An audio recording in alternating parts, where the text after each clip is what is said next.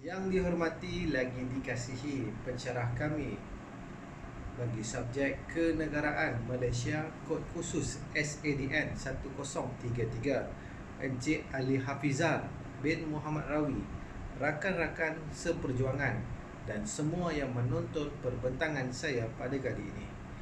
Indah bermalam si awan petang, berarak di celah pepohon ara, pemanis kalam selamat datang, awal bismillah pembuka bicara. Assalamualaikum warahmatullahi wabarakatuh. Salam sejahtera dan salam pembuka bicara. Sebelum itu, izinkan saya memperkenalkan diri dahulu.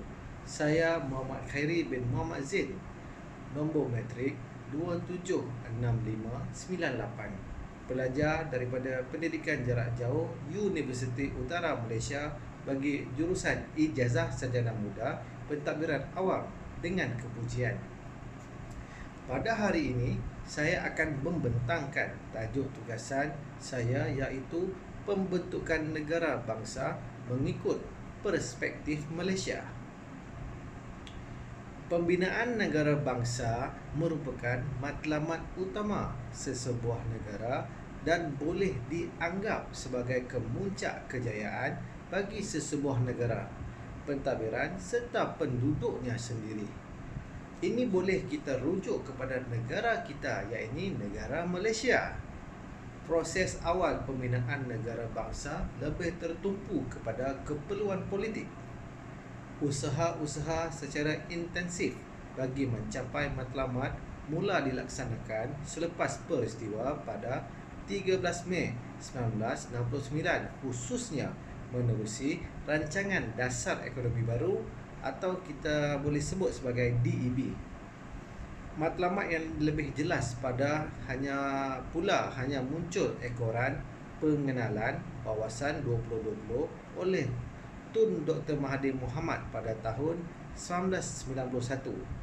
Wawasan yang menekankan terhadap keperluan wujudnya bangsa Malaysia yang mantap diberikan perhatian yang lebih serius oleh pelbagai pihak. Pembinaan negara bangsa Malaysia berdasarkan acuan sendiri harus dilaksanakan melalui pelbagai saluran. Salah satu daripada saluran terpenting ialah pendidikan, memandangkan bidang ini berperanan sebagai wahana utama membentuk perpaduan masyarakat dan seterusnya mencorakkan pembentukan negara bangsa. Sehubungan itu, pendidikan sejarah iaitu khususnya mata pelajaran sejarah seharusnya memainkan peranan penting sebagai mekanisme bagi mencapai matlamat tersebut.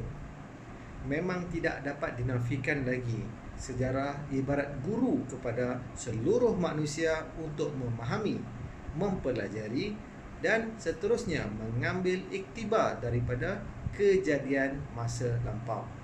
Tanpa sejarah, manusia akan hilang pedoman, ibarat kapal tanpa nakhoda di tengah-tengah lautan yang sangat luas. Sejarah juga membolehkan kita bersifat yakin pada diri sendiri serta berbangga terhadap bangsa dan negara. Persoalan tentang negara bangsa Kirici Ohmei menyifatkan abad ke-20 dan awal abad ke-21 sebagai era berakhirnya negara bangsa. Lanjutan itu, beliau menekankan kepada pembentukan dunia tanpa sepadan yang ditunjangi oleh aliran kecanggihan berdasarkan teknologi maklumat. Bagi beliau, keunggulan negara bangsa telah roboh dan tercabar akibat beberapa elemen kuasa baru, iaitu industri, pelaburan, pengguna dan maklumat, sebagai ganti kepada negara bangsa itu sendiri. Beliau mengungkapkan kepentingan region state, iaitu negara wilayah yang berperanan sebagai pusat hubungan dengan dunia global. Walaupun begitu, melampaui abad ke-21 ini, persoalan pembinaan negara bangsa masih berlega dalam perbahasan di kalangan pelbagai pihak, khususnya para sarjana. Dalam pada itu, kerajaan dan kepimpinan negara-negara tertentu masih berusaha untuk membentuk sebuah negara bangsa yang ideal bagi sepadan geopolitik masing-masing. Malaysia tidak terkecuali dalam usaha tersebut dan masih bergelut untuk membentuk sebuah negara bangsa yang sempurna bagi negara ini. Walaupun pelbagai usaha dilakukan oleh kerajaan dan pemimpin, namun unsur-unsur penghalang dan yang kebanyakannya berakar umbikan sentimen perkauman masih mempengaruhi sebahagian rakyat negara ini, termasuk pemimpin-pemimpin politik yang sepatutnya berperanan sebagai role model bagi mencapai matlamat tersebut. Kita beri contoh sebagai konsep satu Malaysia umpamanya merupakan agenda terbaru pemerintahan di bawah kepimpinan Datuk Seri Najib Tun Abdul Razak untuk membentuk sebuah negara yang dikongsi bersama atau dianggap sepunya bagi seluruh rakyat negara ini. Seterusnya, mari kita pergi pula kepada dasar pendidikan dan pembinaan negara bangsa. Secara umumnya, dasar pendidikan di Malaysia dalam konteks pembinaan negara bangsa telah melalui beberapa tahap dalam perkembangannya.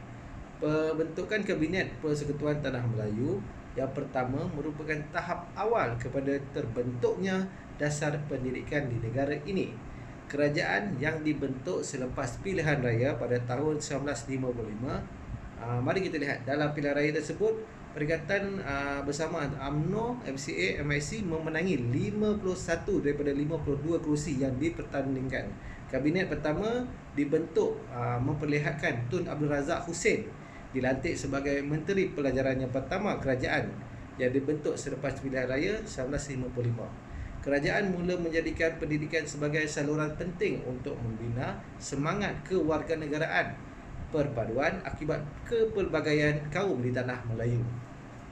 Selepas Tanah Melayu mencapai kemerdekaan pada 31 Ogos tahun 1957, wujudnya ketidakstabilan dalam negeri seperti ancaman keselamatan dan masalah perkauman akibat pertembungan ras dan budaya antara penduduknya. Kerapuhan dalam integriti politik ketika itu turut dikaitkan dengan kelemahan sistem pendidikan sebagai alat membentuk semangat kewarganegaraan. Menjelang tahun 1990, inovasi dan pembangunan sistem pendidikan semakin mantap dan menuruti dasar-dasar yang dicadangkan oleh laporan-laporan jawatankuasa yang ditubuhkan oleh kerajaan. Sistem pendidikan juga secara umumnya berjaya mendukung hasrat integrasi nasional untuk membentuk negara bangsa yang bersatu padu. Langkah ini turut dibantu melalui penghayatan pecahan daripada rukun negara, iaitu kepercayaan pada Tuhan, kesetiaan pada raja dan negara, keluruhan perlembagaan, kedaulatan undang-undang, kesopanan dan kesusilaan. Tamatnya pelaksanaan dasar ekonomi baru pada tahun 1990 menimbulkan keresahan khususnya di kalangan orang Melayu. Dr. Mahathir Mohamad bagaimanapun menyeru mereka supaya mengorak langkah ke hadapan untuk bersaing dengan kaum yang lain. Melalui wawasan 2020, elemen-elemen perpaduan rakyat diserapkan dalam 9 aspek yang digariskan oleh beliau untuk mencapai status negara maju, termasuk konsep negara bangsa yang digariskan dengan lebih jelas berbanding sebelumnya. Kerajaan kemudiannya meluluskan pula Akta Pendidikan pada tahun 1995. Apa itu Akta Pendidikan 1995? Mari kita lihat. Akta ini berasaskan Rang Undang-Undang Pendidikan 1995 dan diluluskan oleh Parlimen Malaysia pada bulan Januari tahun 1996. Perubahan besar terhadap dasar pendidikan negara dan dianggap sebagai dasar yang sangat-sangat liberal. Ia dianggap membayangkan perubahan sikap masyarakat Melayu dan memenuhi beberapa impian masyarakat Cina. Akta ini berfokuskan kepada kesinambungan dasar-dasar sedia ada dan kepada pembangunan pentadbiran pendidikan dan pembangunan beberapa jenis pendidikan, khususnya pendidikan di peringkat 1. Prasekolah. Yang keduanya pendidikan khas. dan ketiga pendidikan tinggi, dan seterusnya pendidikan di sektor swasta.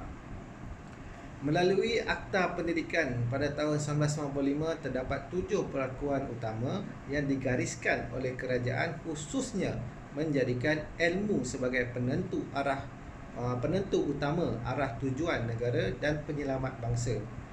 Perakuan-perakuan ini dipenuhi dengan semangat globalisasi, wawasan 2020, rukun negara, nasionalisme, integrasi nasional dan demokrasi.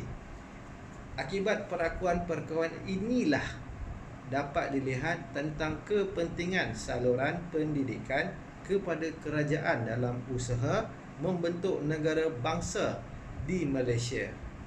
Kesimpulannya, membina sebuah negara bangsa yang sempurna bukanlah tugas yang mudah, apatah lagi bagi sebuah negara seperti Malaysia dengan kepelbagaian kaum serta etnik dari latar belakang sejarah, bahasa dan budaya yang berbeza, serta diperkukuhkan pula oleh sentimen warisan yang berbeza, menyumbang kepada munculnya persoalan dan masalah yang lebih kompleks. Di sebalik kesukaran dan pelbagai alasan yang memungkinkan kegagalan, ia sebenarnya sesuatu yang tidak mustahil untuk dikecapi. Melalui pengalaman sejarah yang disalurkan secara sistematik, khususnya melalui sektor pendidikan impian untuk membentuk negara bangsa yang selama ini berteraskan kepada bangsa idaman, mungkin akan menjadi kenyataan. Sejarah dan pendidikan berupaya menjadi alat bagi mencapai matlamat tersebut. Seterusnya, membentuk bangsa Malaysia yang mempunyai jati diri dan kesetiaan yang tidak berbelah bahagi kepada negara. Akhir kata daripada saya, jika sebaliknya ia berlaku, kita akan berdepan dengan hakikat untuk menelan pandangan Jos Santayana yang menegaskan manusia yang tidak belajar dari kesalahan daripada sejarah akan mengulangi kesilapan yang sama berulang kali. Sekian, terima kasih.